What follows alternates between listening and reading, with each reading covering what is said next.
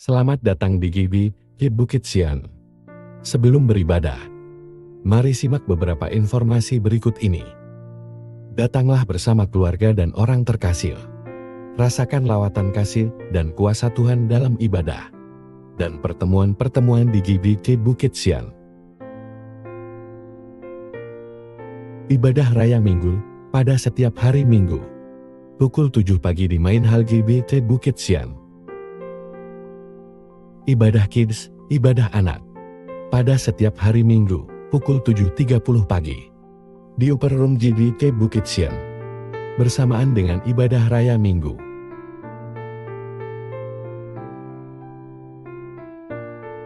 Ibadah Youth, ibadah pemuda. Pada minggu kedua dan keempat setiap bulan.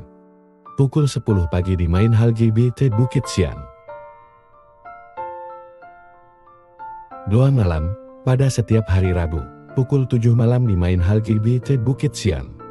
Dan juga melalui Zoom dengan meeting ID yang tertera. Dana sosial Bukit Sian Family. Dengan Rp50.000 per keluarga setiap bulan. Kita dapat membantu keluarga Bukit Sian lainnya. Dan juga berpartisipasi dalam kegiatan sosial Bukit Sian Family. Pelayanan pastoral lainnya, seperti pelayanan keluarga, ibadah keluarga, doa khusus, konseling, pendampingan, dan bimbingan rohani. Dapat menghubungi tim Gembalo atau Majelis GBI Bukit Sian. Informasi lainnya akan disampaikan setelah ibadah selesai nanti. Selamat mengikuti ibadah sesaat lagi. Tuhan Yesus memberkati kita semua. Selamat pagi Bapak Ibu Saudara. Semua senang pagi ini? Senang kenapa? Senang karena kita bisa kumpul di rumah Tuhan. Tentang akulah, bicara tentang akulah. Minggu lalu saudaraku, akulah apa? Akulah gembala yang baik. Hari ini, akulah pokok anggur yang benar. Ya, katakan sama-sama 2, 3. Akulah pokok anggur yang benar. Jadi bukan akulah pokok anggur. Ya. Karena ada banyak pokok anggur. Tapi Tuhan Yesus adalah pokok anggur yang benar. Ya. Mari kita sama-sama berdiri. Bersama-sama juga kita membaca ayat di dalam Yohanes 15 ayat 1 dan 2.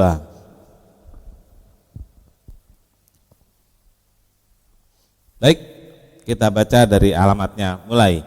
Yohanes 15 ayat 1 dan 2. Akulah pokok anggur yang benar dan Bapakulah pengusahanya. Setiap ranting padaku yang tidak berbuah dipotongnya. Dan setiap ranting yang berbuah dibersihkannya supaya ia lebih banyak berbuah. Amin. Silakan duduk. Berbahagialah setiap orang yang telah membaca, mendengar dan melakukan firman Tuhan. Tuhan Yesus memberkati. Sama seperti ucapan akulah gembala yang baik, yang mudah dipahami oleh umat Israel.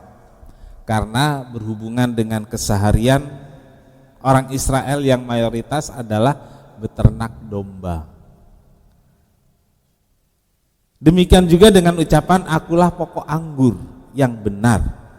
Mudah dimengerti karena pohon anggur atau kebun anggur menjadi bagian penting dalam pertanian umat Israel masa itu bahkan sampai sekarang.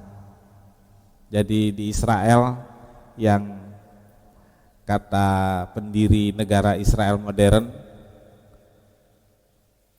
dia bilang begini, untuk mencari sepetak padang rumput atau tanah subur di Israel harus melewati ribuan petak padang pasir dan cadas. Jadi saudaraku bayangkan saudaraku, untuk dapat satu petak tanah subur, kata pendiri Israel Abba Eban. Untuk satu petak tanah subur harus melewati ribuan petak padang pasir dan cadas, saudara. Waktu saya SMP ya, saya dengar cerita papa saya. SMP berarti saya itu tahun 70-an ya. Tahun 70-an. 75 begitu. Ya, kami waktu itu sudah langganan koran Kompas. Ya. Bukan, Suara Karya. Mungkin hanya satu orang yang tahu Suara Karya gitu ya. Itu korannya Golkar dulu. Itu Suara Karya. Nah, di situ ditulis tentang kemajuan pertanian Israel. Kenapa bisa punya tanah yang subur.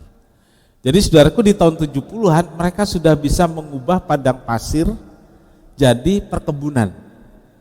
Caranya gimana? Itu tanah digali. Ini digali bukan satu petak saudaraku, itu ribuan hektar. Digali, dikasih plastik bawahnya, lalu tanah tadi yang campur pasir dikembalikan. Jadi waktu disiram airnya enggak hilang ke bawah. Kalau enggak dikasih air seberapapun, air habis karena pasir, saudaraku. Dan waktu saya ke Israel, saudaraku, saya lihat pohon yang kelihatan itu ya, pohon pisang, saudaraku. Kita kalau nanam pisang kan gitu aja ya. Kalau di sana nanam pisang itu kebun yang memang sudah jadi produksi nasional. Itu buahnya panjang-panjang, saudaraku. Disarungin. Jadi ada yang sarungnya kuning, hijau, merah, itu ada tandanya sendiri. Jadi daun pisang terus ada merah, panjang atau hijau atau kuning gitu. Itu ada tandanya sendiri.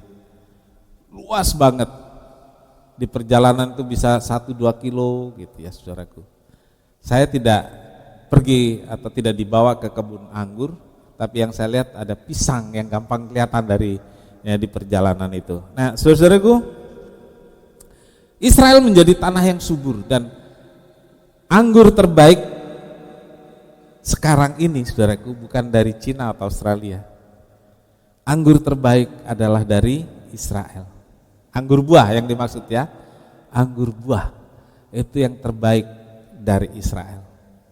Jadi itu sudah turun-temurun, ya, sudah jadi budidaya dan mereka kembangkan terus. Saudara tahu kurma terbaik dari mana? Jangan bilang dari Arab, saudaraku. Kalau di Timur Tengah sudah terkenal kurma terbaik itu dari Israel. Dia ekspor ke Arab. Lalu Arab kemas, diawetkan, kirim ke Indonesia. Gitu. Jadi jangan beli produksi Israel, saudaraku ya. Anggur juga begitu. Dari Israel kirim ke Arab atau Prancis, negara Eropa, masuk ke Indonesia. Dan lebih mahal dari anggur-anggur lain. Nah, saudaraku, jadi orang Israel waktu Tuhan Yesus bilang akulah pokok anggur, dia sudah tahu yang dimaksud apa, begitu. Ucapan pokok anggur yang benar disampaikan oleh Tuhan Yesus berkaitan dengan rencana kepergiannya ke sorga atau kenaikannya ke sorga dan meninggalkan murid-murid. Pemberitahuan tentang kepergiannya itu dimulai dari Yohanes 14. Yohanes 14 ayat 1 mengatakan, dalam rumah Bapakku banyaklah tempat. Aku akan pergi ke sana supaya di mana aku berada kamu pun berada. Aku akan pergi ke sana. Aku akan pergi ke situ. Tuhan sudah kasih clue. Tuhan sudah kasih kisi-kisi bahwa Tuhan Yesus akan pergi ke surga. Nah, perumpamaan tentang pokok anggur yang benar menyampaikan pesan kepada murid-murid agar kelak kalau Tuhan Yesus tidak lagi bersama mereka, mereka tetap melekat pada pokok anggur dan tidak terpisah dari Yesus. tetap menyatu dengan pokok anggur. Karena murid-murid itu adalah ranting. Ranting harus tetap melekat pada pokok anggur. Saudara-saudara, pesan Tuhan Yesus ini disampaikan supaya murid-murid tidak lemah, tidak lari.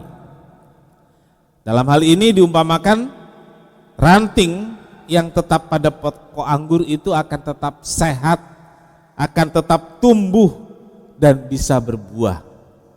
Jadi kalau nanti Yesus sudah pergi dan murid-murid tidak melihat itu, tapi Tuhan Yesus tidak melihat Yesus, tapi Tuhan Yesus ingin supaya yang Tuhan katakan, aku pokok anggur, kamu ranting, kamu tetap melekat pada pokok anggur itu. Saudara-saudara, kita akan lihat beberapa hal. Yang pertama kita lihat tentang lambang Israel sebagai bangsa. Kita agak ke belakang ya. Lambang Israel sebagai bangsa. Dalam perjanjian lama, pohon anggur atau kebun anggur adalah lambang Israel sebagai satu bangsa. Jadi khasnya Israel itu apa sih? Pokok anggur atau kebun anggur atau penghasil anggur.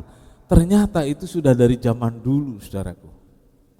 Sehingga kalau sekarang Israel punya kemajuan spesial dalam perkebunan dan buah anggurnya, ya sudah memang dari dulunya. Dan lambang Israel sebagai satu bangsa itu sudah dari zaman raja-raja dulu. Berulang kali Israel dilukiskan sebagai pohon atau kebun anggur milik Allah. Jadi Israel itu adalah kebun anggur milik Allah, gitu. Kan Tuhan Yesus berkata, Bapakulah pengusahanya, gitu. Jadi pemilik kebun anggur itu Bapa. Kebun anggurnya siapa? Israel.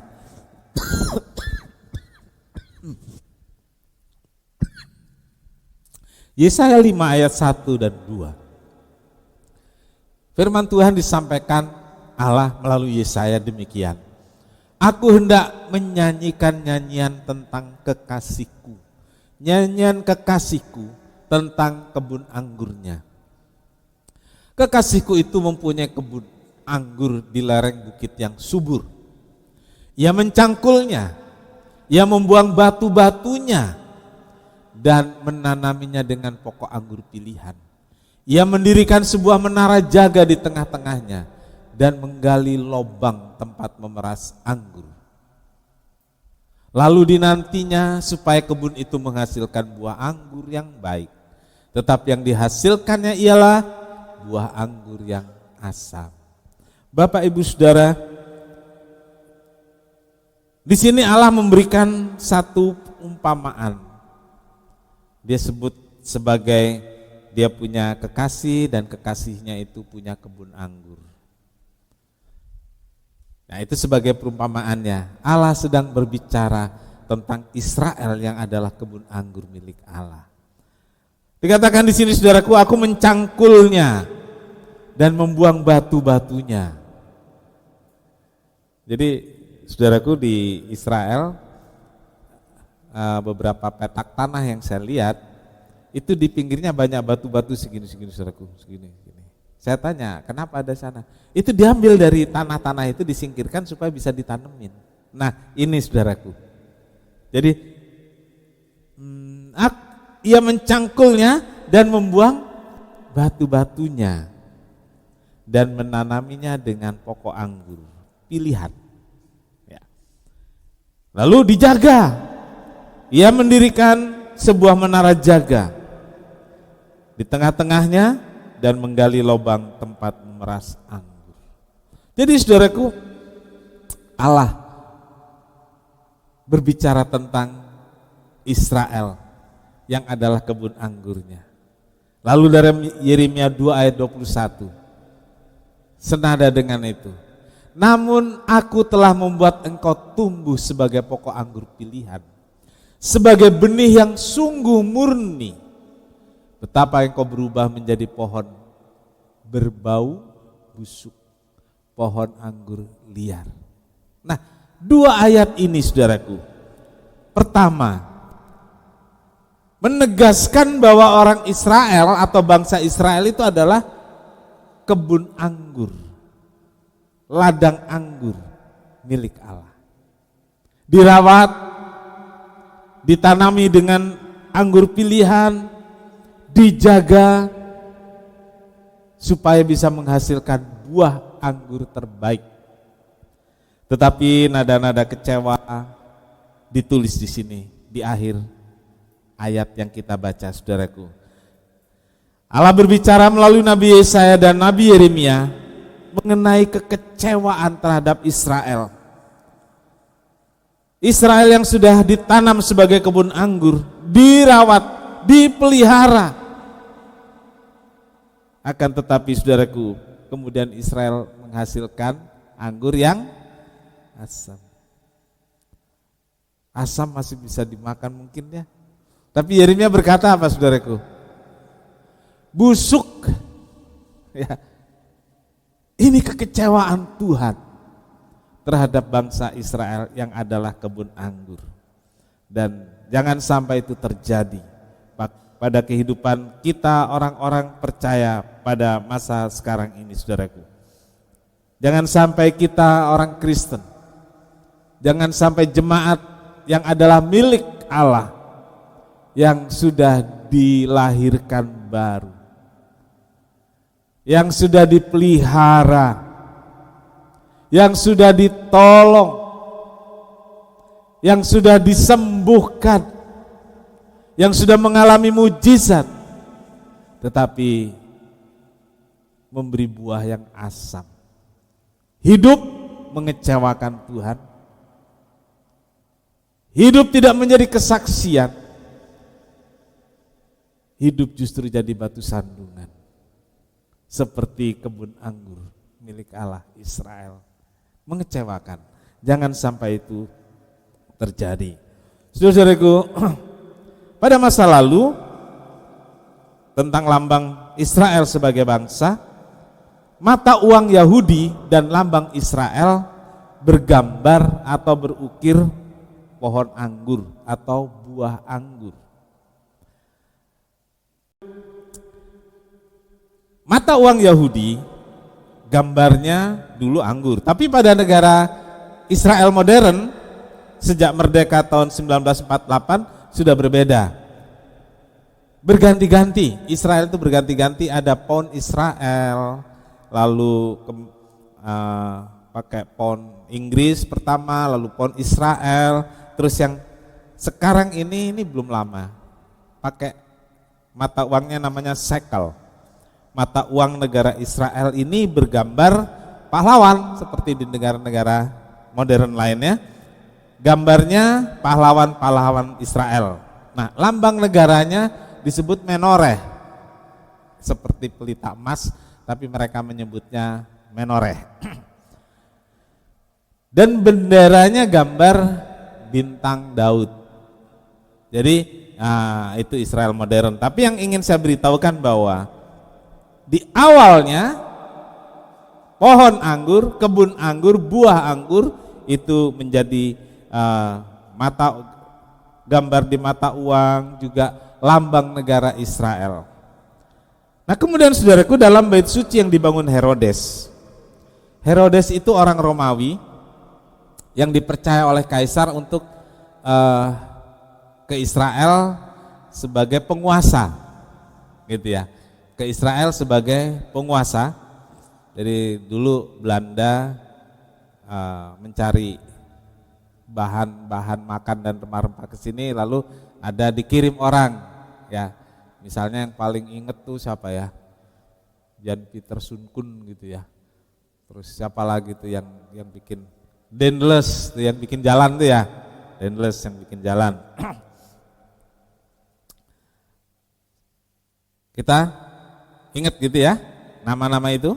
Nah, Romawi waktu dia menguasai Israel, dia kirim namanya Herodes ke sana, kan gitu ya. Dia kirim ke sana dan Herodes ini tahu kebutuhan orang Israel. Jadi jangan dibilang Herodes itu jahat doang, tidak. Dia bangun bait suci, saudaraku. Coba. Jadi bait suci itu kan sudah hancur dulu, yang dibangun Salomo. Nah di situsnya itu dibangun, namanya jadi bait suci yang dibangun Herodes. Saya pikir bagus itu. Ya, dia mengerti kebutuhan orang Israel. Lalu saudaraku, dalam bangunan bait suci yang dibangun Herodes, pada dinding bagian atas dari pintu masuk ke ruang suci dan ruang maha suci dalam bait suci itu terdapat relief pohon anggur raksasa berlapis emas, dan di tempat-tempat lain ada gambar-gambar pohon-pohon anggur. Jadi saudaraku, sampai pada zaman Herodes, bahkan ketika bait suci dibangun, jadi pohon anggur itu masih dominan dan jadi kebanggaan orang Israel. Nah, semua itu adalah bentuk kebanggaan Yahudi atas kebangsaan mereka sebagai orang Yahudi yang bersifat religius. Ini digambarkan dengan ranting-ranting pokok anggur yang pemiliknya adalah Allah sendiri. Orang Yahudi sudah menjadi milik Allah, menjadi kebun anggur Allah sejak dia lahir. Gitu, sejak dia lahir. Dan ini digambarkan tadi dengan ranting-ranting dari pokok anggur yang pemiliknya adalah Allah.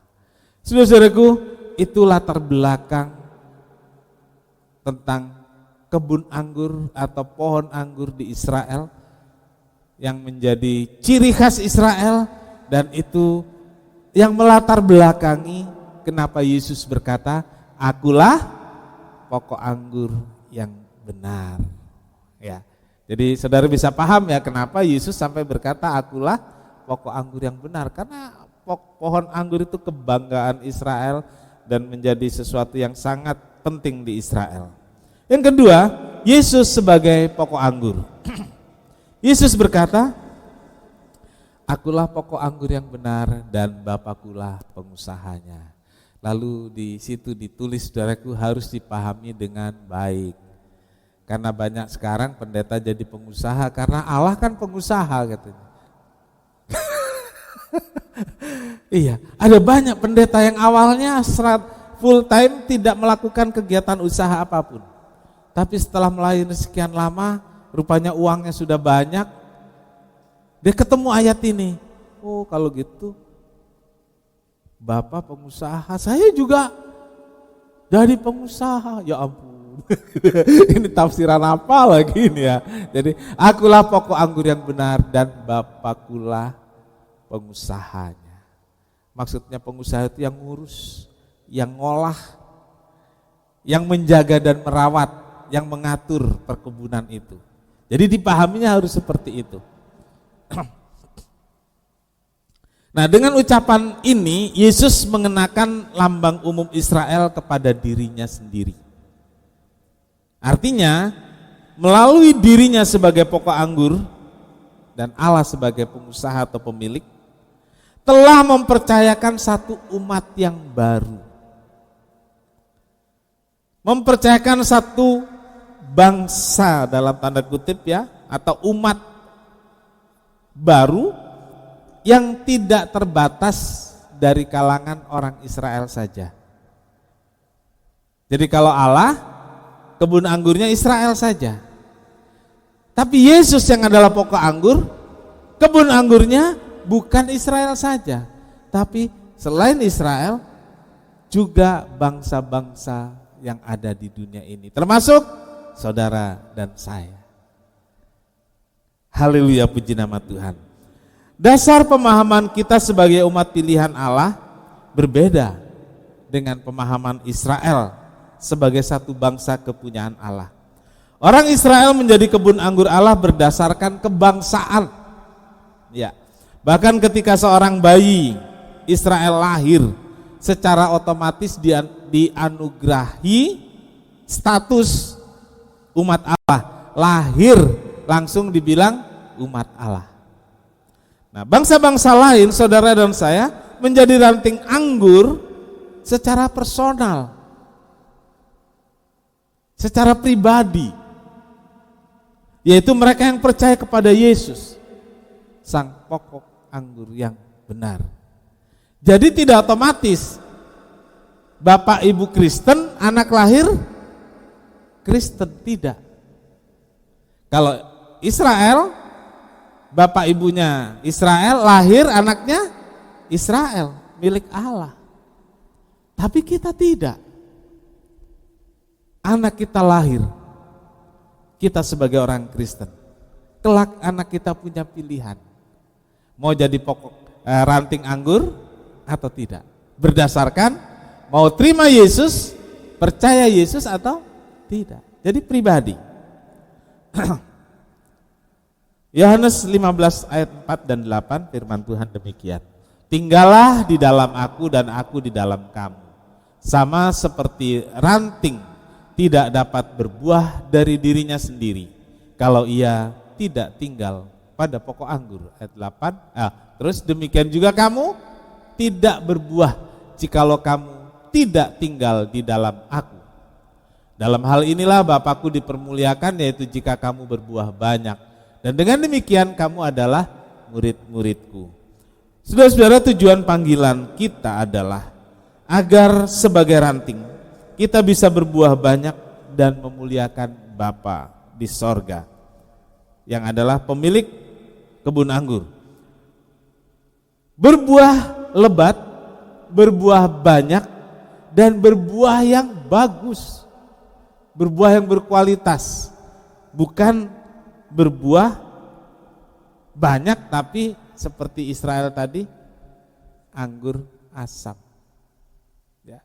Jangan sampai kita berbuah tapi buahnya mengecewakan.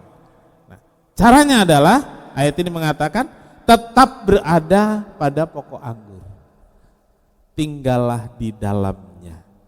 Pokok anggur itulah yang mensuplai semua nutrisi bagi ranting sehingga menghasilkan buah. Jadi tetap lekat, tetap nempel pada pokok anggur itu. Kalau tidak, kita tidak akan bisa berbuah. Atau berbuah yang asam, buah yang busuk, buah yang mengecewakan Tuhan. Nah, yang ketiga, saudaraku, orang percaya adalah ranting atau carang anggur. Di terjemahan yang kita baca tadi disebut ranting ya. Kita baca tadi ranting. Kalau di nyanyian carang. Betul ya? Di nyanyian carang. Di terjemahan yang terbaru, jadi yang saya pakai ini namanya Alkitab Terjemahan Baru edisi 2. Nah, disebut bukan ranting lagi tapi carang. Ya. Nah, ini memang harus kita pahami, ranting, carang sama gitu. Hanya bahasa mungkin yang sekarang lebih dibakukan ya. Kalau ranting nanti kan kalau partai itu ada DPD, kemudian DPC, terus udah C kan cabang ya, cabang, terus di bawah cabang ranting gitu. Jadi mungkin menghindari itu ya, disebut di sini carang ya. Disebut carang. Tapi yang Alkitab saudara terjemahan 1 itu ranting, sama saja. Nah, sebagai orang percaya kita semua harus melekat, tersambung. Yang ketiga, orang percaya adalah ranting ya. Kita tidak bisa hidup dan tumbuh jika tidak lekat pada pokok anggur itu. Yohanes 15 ayat 5, Akulah pokok anggur dan kamulah ranting-rantingnya. Barang siapa tinggal di dalam aku dan aku di dalam dia, ia berbuah banyak. Perhatikan ini, sebab di luar aku kamu tidak dapat berbuat apa-apa. Saudara-saudara, seperti ranting yang tetap lekat pada pokok anggur, demikian orang percaya, saudara dan saya, tinggal di dalam Yesus. Dan inilah saudara-saudara yang membuat ranting itu bisa berbuah lebat. Baik saudaraku, di Yohanes 15 ayat 2 dan 6 saya bacakan, perhatikan ada dua hal yang sangat berbeda di ayat 2 dan ayat 6 ini. Saya harap kita lebih paham karena saya ambil dua ayat ini untuk dibacakan langsung. Setiap ranting padaku yang tidak berbuah dipotongnya, dan setiap ranting yang berbuah dibersihkannya, supaya ia lebih banyak berbuah. Ayat 6, barang siapa tidak tinggal di dalam aku. Ayat 6. Ya. Barang siapa tidak tinggal di dalam aku, ia dibuang keluar seperti ranting dan menjadi kering, kemudian dikumpulkan orang dan dicampakkan ke dalam api lalu dibakar. Saudaraku, ada dua kata di sini. Setiap ranting padaku yang tidak berbuah dipotongnya, dan setiap ranting yang berbuah dibersihkannya. Dipotong. Satu lagi apa saudaraku? Pekerjaannya sama enggak sih? Kurang lebih sama, tapi tujuannya yang berbeda. Tujuannya berbeda. Saudaraku, saya punya pohon kedondong. Saya enggak nanam anggur, saudaraku. Berbuah banyak itu buahnya. Terus ujung-ujungnya seperti mati. Saya tanya ke penjual bibit tanaman, Pak, potong aja. Ah, sayang dipotong. Saya tanya adik saya, oh iya, potong aja nanti tumbuh kok dia. Kalau tumbuh setiap tunas nanti akan keluarkan buah. Katanya. Saudaraku, kan sayang ya, saya potong. Beberapa kan dia cabang begini kan gitu ya, ya udah saya potong. Mau dibuang tahu sama pembantu di rumah. Jangan, saya bilang jangan. Mati opa katanya. Kita tunggu ya. Tahu nggak saudaraku? Itu sampai penuh gitu daunnya dan ujung-ujungnya mulai. Dan kemarin ada ponakan datang pengen ngerujak, ambil, saya bilang, ambil. Dan saudara mau ngerujak? Ambil, di rumah ada. Ada kedondong serius, saudaraku. Itu yang bantu di rumah. Iya opa, kemarin itu udah kayak mau mati dia ya katanya. Kayak mau mati. Tapi setelah dipotong, dirawat, disiram, dipupuk gitu ya. Ini lebih lebar ini tumbuhnya dari yang sebelumnya. Nah saudaraku, ada ranting yang dipotong, dibuang, dibakar. Ranting yang tidak melekat pada batang yang tidak dapat berbuah, mereka akan jadi kering. Jadi mungkin masih ada di sana tapi nggak nyambung, nggak dapat suplai nutrisi, jadi kering, dipotong, dibuang, dibakar dalam api. Hal ini menjadi peringatan untuk kita semua agar kita tetap berada di dalam Yesus. Amin. Tetap berada dalam Yesus. Ingat, yang tidak berbuah dipotong karena tidak menghasilkan buah. Babat habis. Potong. Nah, yang kedua, ranting yang dibersihkan. Ranting yang bagus, yang lekat pada batang, dia berbuah, tetap dibersihkan. Caranya bagaimana? Dipotong juga. Dengan tujuan agar lebih banyak berbuah. Agar buahnya lebih lebat. Perhatikan ini saudaraku.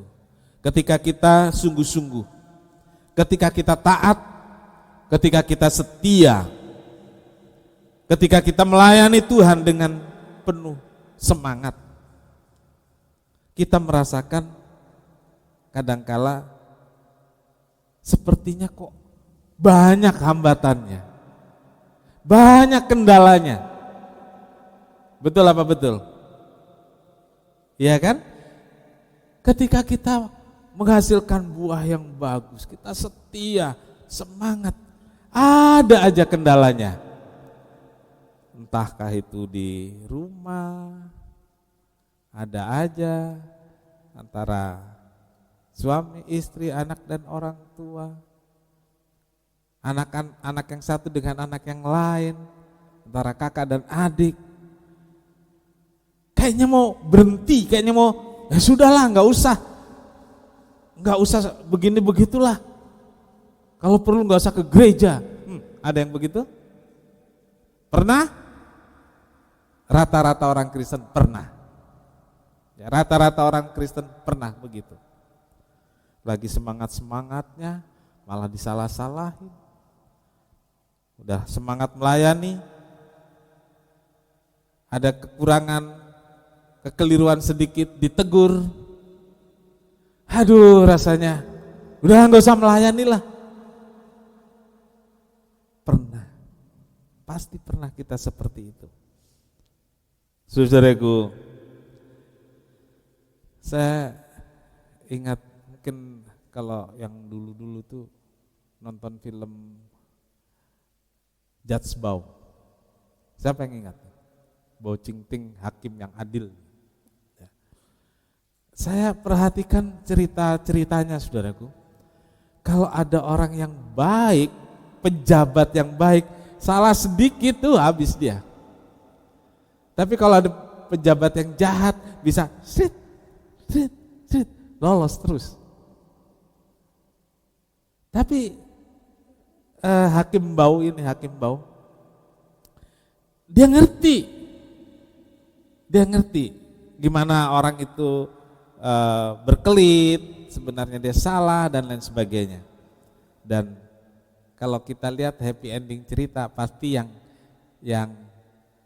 pejabat baik, jujur walaupun dituduh ini itu pasti lolos. Yang nuduh-nuduh itu yang salah. Kenapa? Gitu.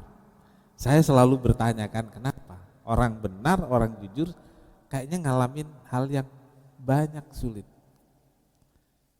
Hakim Bo bilang, kalau orang yang gak jujur, orang yang jahat, diberi kesempatan siapa tahu satu kali dia jadi baik, kan gitu. Tapi kalau orang baik, kenapa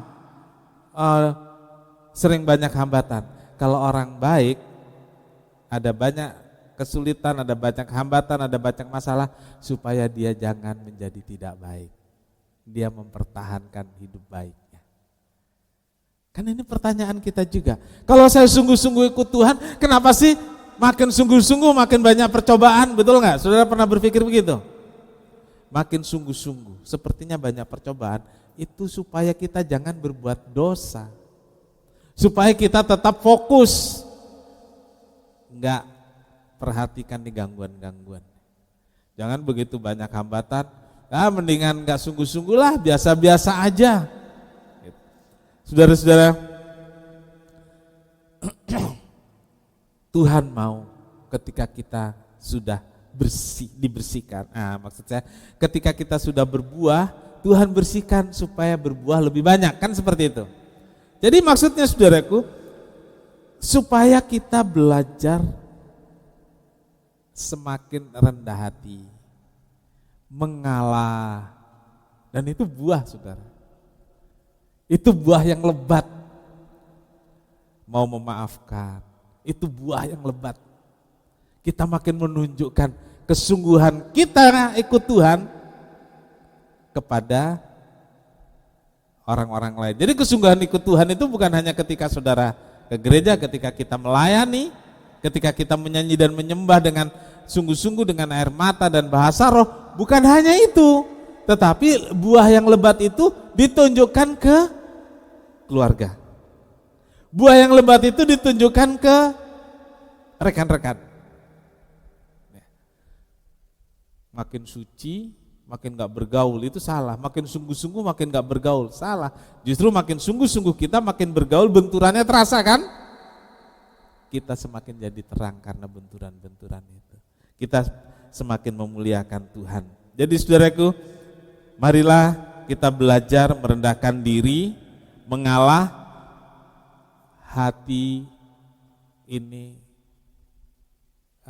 semakin lebar, semakin luas. Ya, semakin mau memaklumi orang lain yang kurang-kurang, semakin mau memaafkan orang lain yang mungkin melukai hati kita.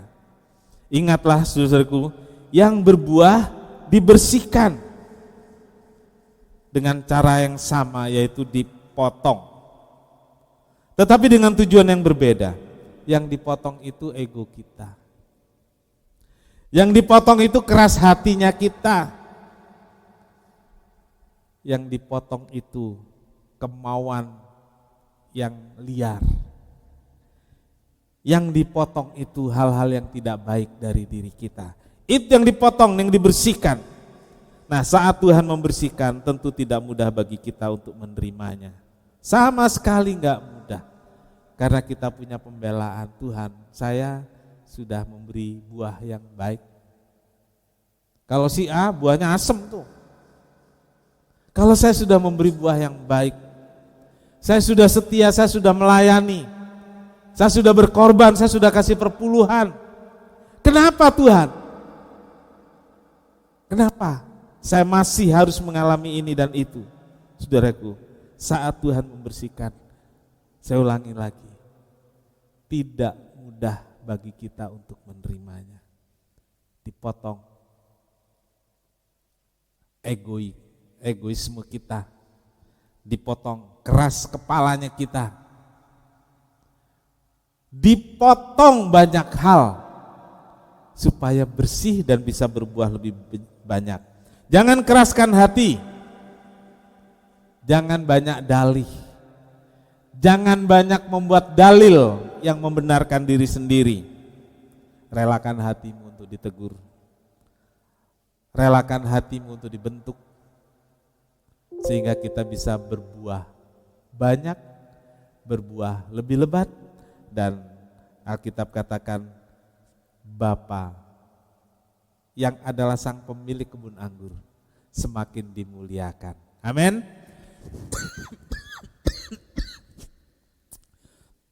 Mari kita datang pada Tuhan.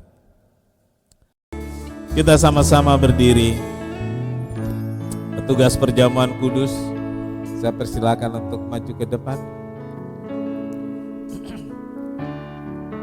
Di bait kedua lagu ini katakan, kasih Tuhan tak bersyarat, tidak seperti kasih yang ada di dunia. Sehingga seberapa besar pun kekurangan kita, seberapa banyak pun kesalahan saya dan saudara, Tuhan tidak memberi syarat apa-apa. Dia hanya mau kita merendahkan diri, mau menerima pengampunan itu, dan Dia telah mati di salib untuk semuanya. Darahnya tercurah di Golgota. Hari ini biarlah darah Yesus itu membasuh hidup saya dan saudara. Ketika kita dibersihkan ada rasa sakit, tapi kasih Tuhan memenuhi hidup saya. Kasih Tuhan memenuhi hidup kita semua. Kasih Tuhan tak bersyarat.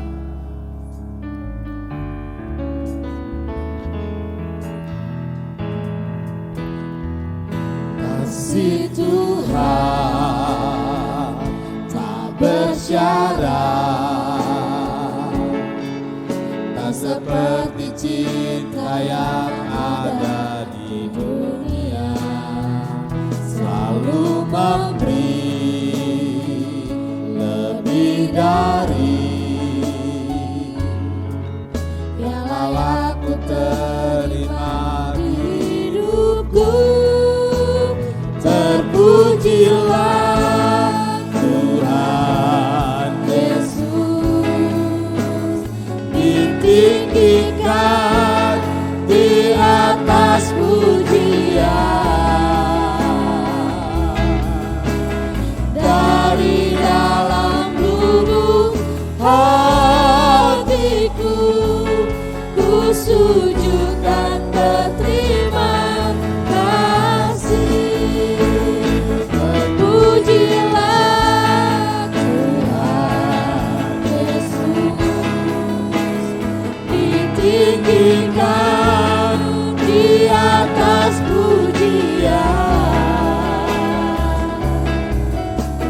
dari dalam lubuk hatiku, ku sujud dan berterima kasih.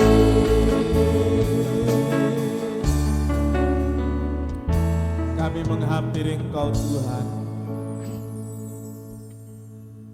Terima kasih untuk kasih Tuhan yang gak bersyarat.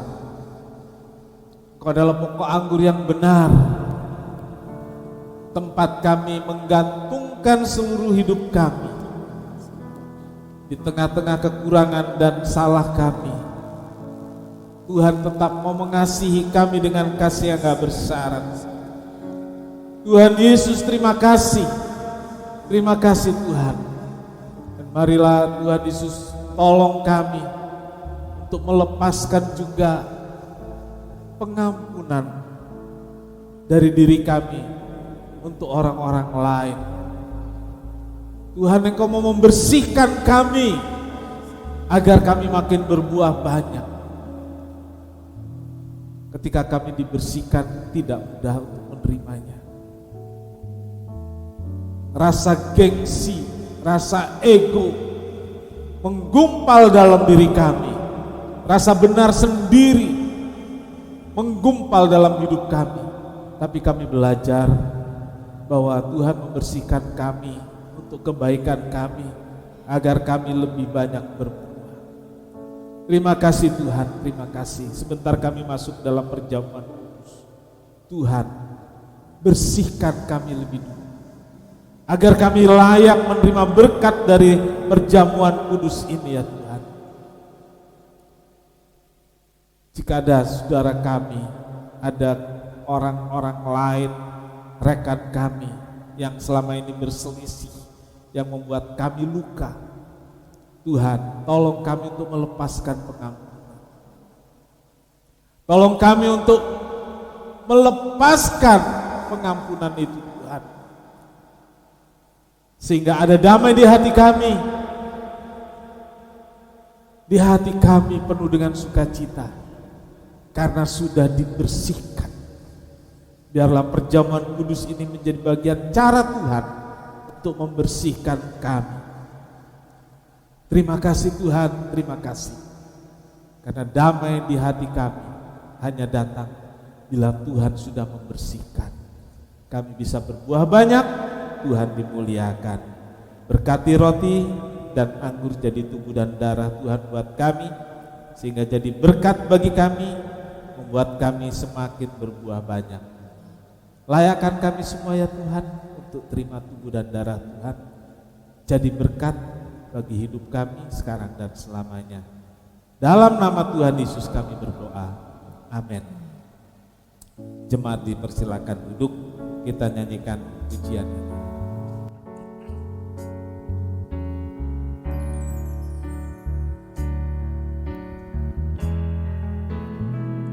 Kasih Tuhan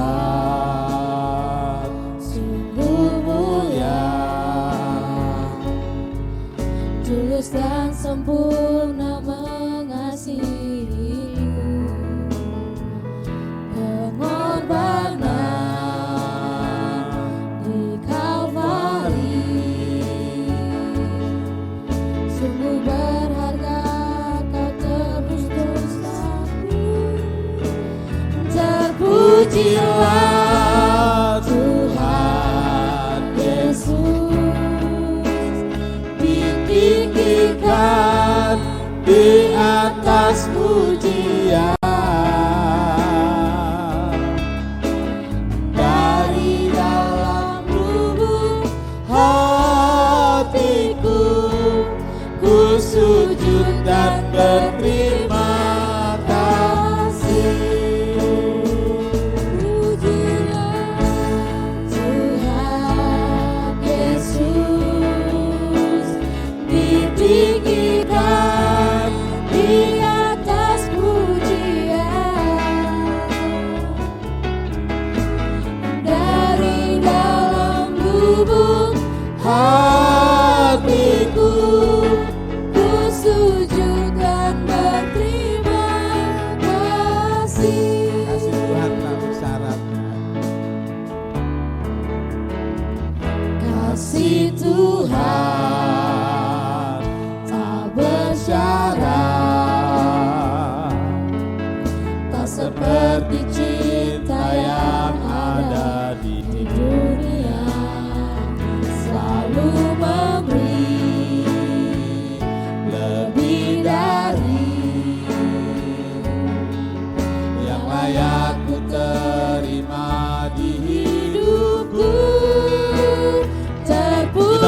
sama-sama berdiri.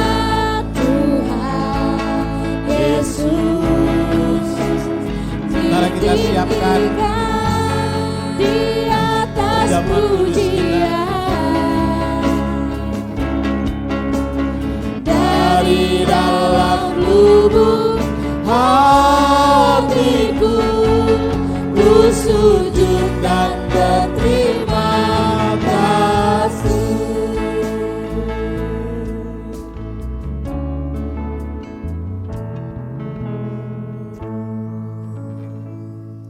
Angkat roti, hosti yang ada di tangan kita lebih tinggi dari kepala. Di atas salib, darahnya, tubuhnya dipecah-pecahkan dan darahnya mengalir.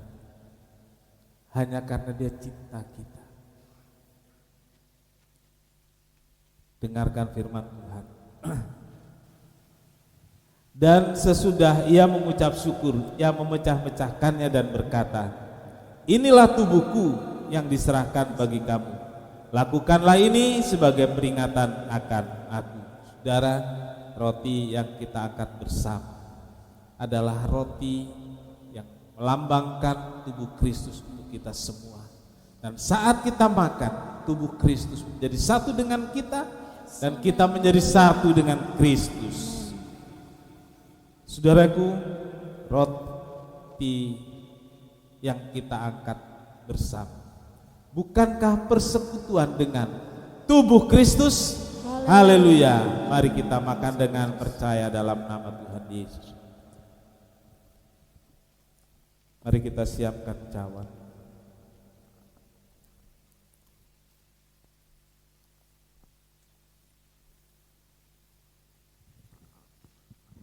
Angkat lebih tinggi.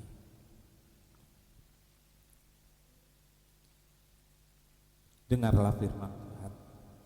Cawan ini adalah perjanjian baru yang dimeteraikan oleh darah-Mu.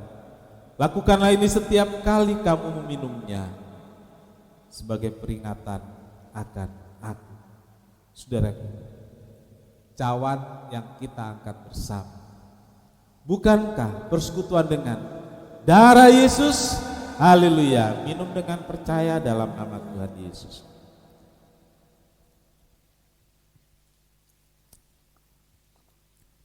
Haleluya, haleluya. Haleluya. Sangat besar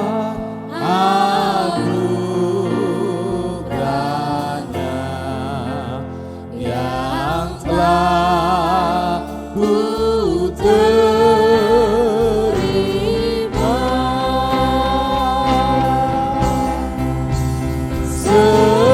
Sesaat aku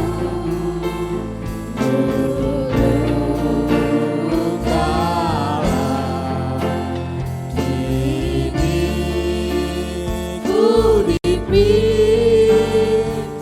Mari kita angkat tangan kita. Sangat besar anugerahnya yang telah ku terima.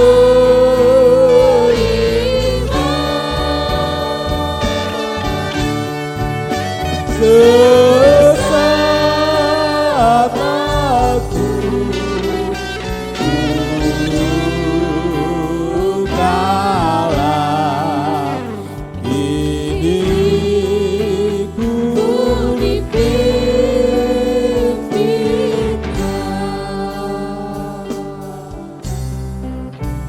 Terima kasih berkat Tuhan melalui perjamuan kudus limpah dalam hidup kami, membuat kami kuat, membuat kami tegar, membuat kami bisa berbuah banyak. Terima kasih Tuhan, kami bersyukur untuk perjamuan kudus ini. Bapa di sorga, terima kasih banyak buat berkat Tuhan hari ini dalam ibadah kami. Tuhan Yesus menolong kami untuk bisa jadi ranting yang melekat terus pada pokok anggur yang benar, yaitu Yesus. sehingga kami bisa berbuah banyak. Terima kasih Tuhan, terima kasih. Pimpin kami pulang, sertai dan lindungi korban-korban persembahan, baik untuk kas gereja, untuk kas Paskah, juga persepuluhan yang anak-anakmu dengan tulus dan cinta kepada Tuhan dikembalikan kepada Tuhan. Biar Tuhan berkati anak-anakmu, Tuhan berkati pekerjaannya, Tuhan berkati rumah tangganya, sehingga damai sukacita selalu ada. Berkati persepuluhan yang dikembalikan secara langsung maupun anak-anakmu yang mengembalikan melalui transfer, balas berlipat ganda. Tuhan dimuliakan. Terima kasih. Tuhan memberkati engkau dan melindungi engkau. Tuhan menyinari engkau dengan wajahnya dan memberi engkau kasih karunia. Tuhan menghadapkan wajahnya kepadamu dan memberi engkau damai sejahtera. Saudara-saudara yang kekasih, terimalah berkat dan damai sejahtera dari Allah Bapa, kasih karunia dari Tuhan Yesus, persekutuan Roh Kudus serta kita sekarang sampai Maranatha. Kami berdoa dalam satu nama, yaitu di dalam nama Tuhan Yesus Kristus Juru Selamat dan Penebus kami berdoa. Bapa kami yang di sorga, dikuduskanlah namamu, datanglah kerajaanmu, jadilah kehendakmu di bumi seperti di sorga. Berikanlah kami pada hari ini makanan kami yang secukupnya, dan ampunilah kami akan kesalahan kami, seperti kami juga mengampuni orang yang bersalah kepada kami. Dan janganlah membawa kami ke dalam pencobaan, tetapi lepaskanlah kami daripada yang jahat. Karena Engkaulah yang punya kerajaan dan kuasa dan kemuliaan sampai selama-lamanya. Amin. Bapa, terima kasih.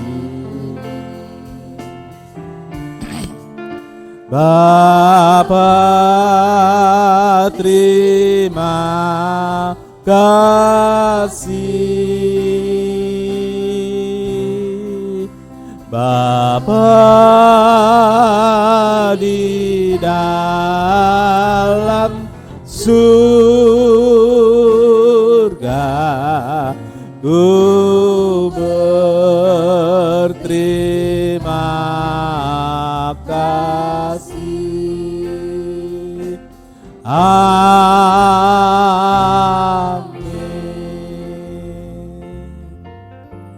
Silakan duduk.